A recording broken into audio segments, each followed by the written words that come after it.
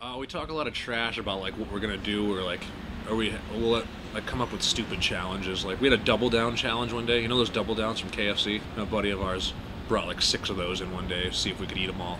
We got through all of them. I think our photographer friend Jeremy, he ate the most though. Me and Adam lost. But I don't know.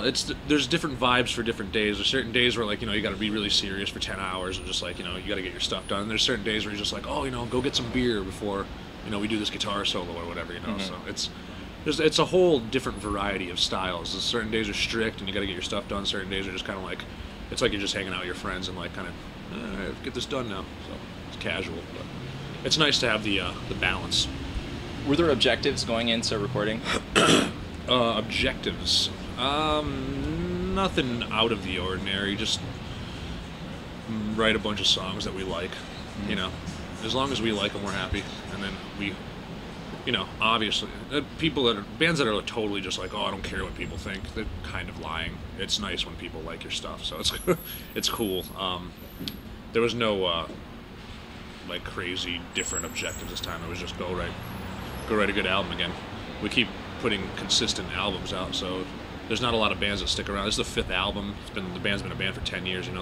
Not a lot of bands in this kind of music that stick around for that long anymore. So we're kind of confident that we know to an extent what we're doing. Mm-hmm. What about for you personally? What did you want out of this record? I just wanted to mix everything we do as much as possible, and we did, as far as just styles of metal and stuff, and getting some like. You get some rock stuff in there, you get some acoustic stuff in there, and finding a good balance with the singing and the screaming. And I thought one of the things we talked about was putting some singing stuff in different spots. We don't want to do. There's still songs that have the screaming verse and the singing chorus, which is a common formula for a lot of bands with this style of music and stuff. But we definitely talked about putting some singing stuff in parts where you wouldn't usually expect it and stuff like that, instead of just doing that same exact formula every time, which after a while, it's like, how long can you get away with that until people are just like, all right. So yeah, just placement, just switching things up, keeping it interesting. I'm very curious. You guys have played with bands like Fear Factory and Trivium, and then you're able to play with bands like The Devil Wears Prada, Asking Alexandria, Born of Osiris. Yeah. How does that influence your music? The bands we play with don't influence our music at all, really. If anything, the bands we play with actually a lot of times make us feel old, because we see them playing and we're just like, man, a lot of energy, and just like we just don't get it sometimes. We're just like, man, what is happening right now? Are we that old already? But there's no influence from other bands that we're touring with ever, really. Mm-hmm. Except for unless we're touring with some of the older school bands that we grew up listening to. We did Mayhem last summer with Cannibal Corpse. They've been an influence. We toured with In Flames. They've always been an influence. Bands like that, The Haunted, we've toured with. They've always been a huge influence. So bands like that, we've been influenced because we were listening to them before the band started. Mm-hmm. As far as touring goes, we don't tour with a band. We're touring with Asking Alexandria right now or whatever. We're not going to go home and say, oh, let's write a part like this now because they were doing this and kids went crazy. Yeah. We don't do that. We've always stuck to what we like. So people can see that too. Mm-hmm. You tour with one band, then your next record sounds like this or something, and it's just like. So it's kind of obvious. This band has been a band for 10 years, and you've been in the band since 03.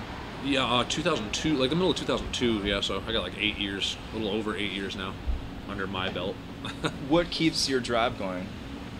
Everybody at the first 5 years were so just in a van, struggling, making no money, and just trying to create some base of some sort to be able to do this for a living. And then now that it's finally happened. It's all that work you put in, everyone's kind of just we put this much time into it, so let's just do it as long as we can, Things have gotten more comfortable, touring has gotten more comfortable, our fan base has gotten bigger, so it's cool, You make a little bit of money so you can actually keep doing it, which is cool, None of us need to make, 7 figures or anything like that, but if it's getting to the point where you can actually, support yourself, it's kind of nice, so. Yeah, just keep going as long as possible. We know how much time has been put in, so we might as well just, play it out as long as we can. What's it feel like to be in a situation where you guys have struggled for, the first 6+ years, and then you're on mainstream rock charts? It was weird. That was very, with the rock charts and stuff like that, that was very sudden. When when we wrote that Overcome album, we never had songs with all singing before. So the first couple songs that we had with all singing just went to radio and did so well, and it was really weird for us. It was so unexpected. There wasn't a thought of any of our stuff ever going to radio ever. When we wrote This Calling, we knew. We knew the chorus was catchy or whatever, but we knew it was too fast and too heavy to ever get on the radio. So we didn't think any of our stuff would ever get on there. So it's a big difference from touring in a band and just suffering most of the time, and then all of a sudden you got a song that's like number 6 in America or whatever that went up to, and they're like everybody's like, oh, you guys got like a hit single, and you're like, huh, we do? And it just doesn't. And all of a sudden people are like flipping out to that song at your shows. It's cool. It's cool to see things working. So, because there's so many people, not even in the band, putting time in. Just Phil behind us, itching his ass. Yeah, there's so many other hands in your band, like labels and publicists or whatever. Everybody's, pulling in the same direction to try to get something to happen. And when you see it working, it's cool, and a lot of people feel rewarded from it. How does that affect you emotionally when everybody's in on your band, everybody's got a hand in on it? Yeah, I know, right? I guess to an extent, it's cool to have so many people helping you. You never thought like a band like this where you're practicing in your basement or whatever would get to that point where like there's so many. It's like such a big team of people. The payment plan kind of sucks sometimes when you're a band. There's so many hands in your money. Everybody else gets their cuts first, and then by the time the money gets finally trickled down to you, there's only this much left for you guys to split up 5 ways. So that's been frustrating over the years, but it's gotten better over the years too, so it's fine. But it's cool, there's nothing wrong with having a lot of people trying to help you out. If that just means they believe in what you're doing, so they see something happening. Now, are there particular moments that stand out within those years of struggle? Yeah, there's been a lot of stuff, man. We did a lot of tours with Guar back then, and those were like the first.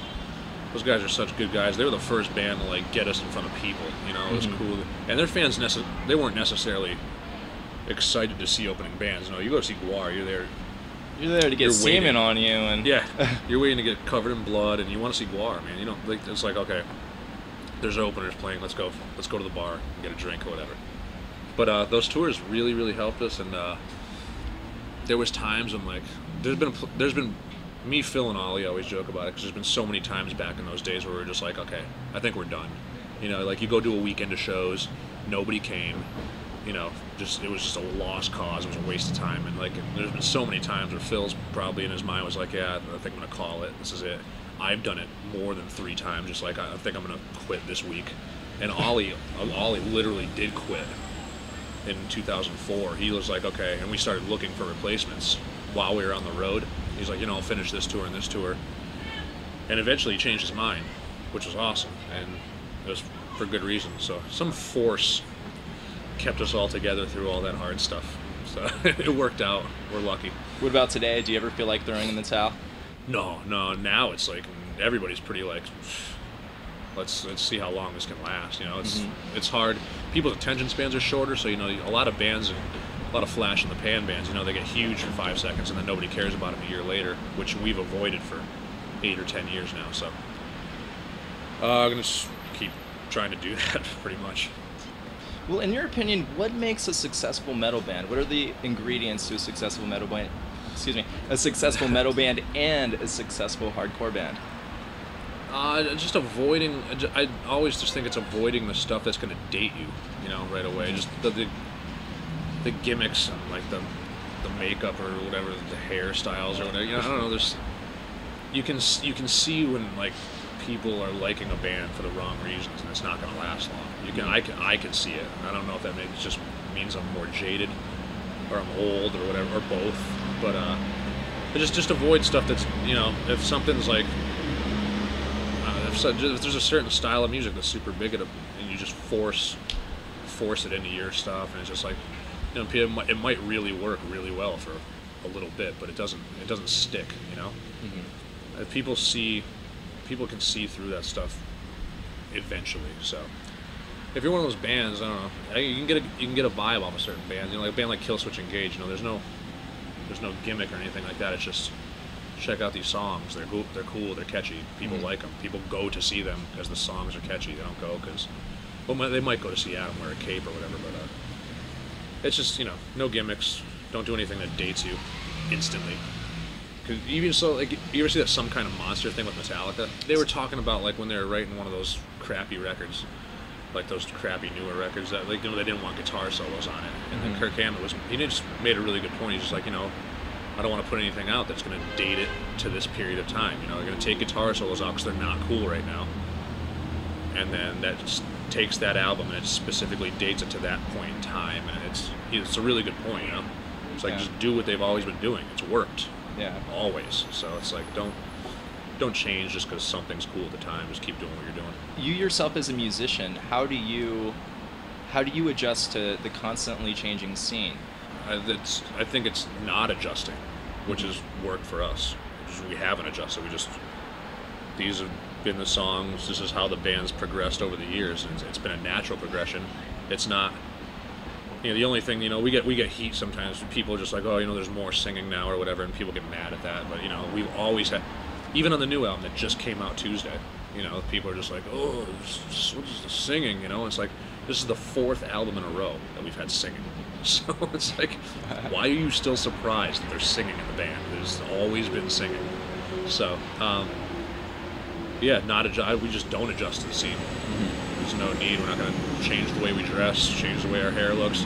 We're definitely not going to change the way the music sounds. So, and certain people will latch onto that. Certain people will hate us for it, but so far it's been in our favor.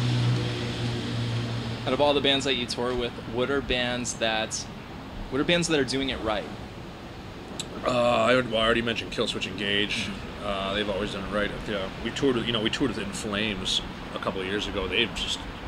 Those shows we did with them were really big, and it's crazy to see how they have such a huge catalog of albums and stuff, and kids still just love them. So it's cool to see a band like that doing it. We've been on the road for 5 weeks with Unearthed right now. I've always thought that's just the way you do it. Like, that band just goes out and plays live, and it's you catch your eye instantly. They're so good. We've been touring off and on with them for ever since I've been in bands. I toured with them. My first tour was filling in on a guitar with Unearthed. So them, Killswitch, and Flames. There's a ton of them, but those would be the first bunch that came to mind. You guys know Adam D pretty well. Have you heard Times of Grace? I have heard Times of Grace. I love it. I heard me and him went to a baseball game while we were both off from tour, and he played the whole record. It was like an hour drive, and he played the whole record in the car, and I was like,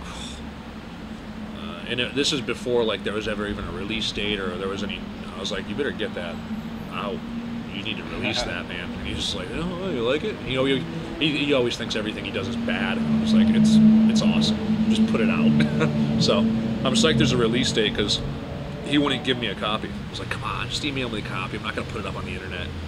So I'm excited there's a release date for it. I can't wait to get the whole thing and listen to it. But I've heard the whole thing and it's incredible. Everything that kid does is gold. I just like his style in general. So what's in store for the future, for you, for All That Remains? Future, this is the beginning of probably a 1.5-year cycle. The album came out Tuesday, so we just did 4 weeks with As I Lay Dying. That's done. The headliners started a couple days ago. This is going till the second week of November.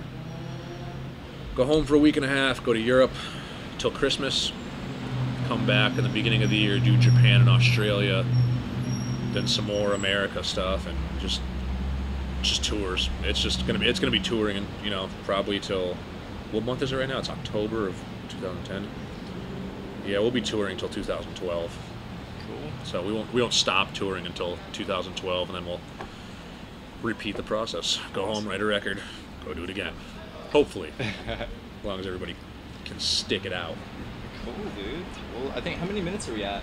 I think we're actually good, man. Like, man, that's good. Anyway, he's standing out here now. He's just gonna heckle me anyway, so we should stop. I gotta take a poop anyways. I gotta take a shit too.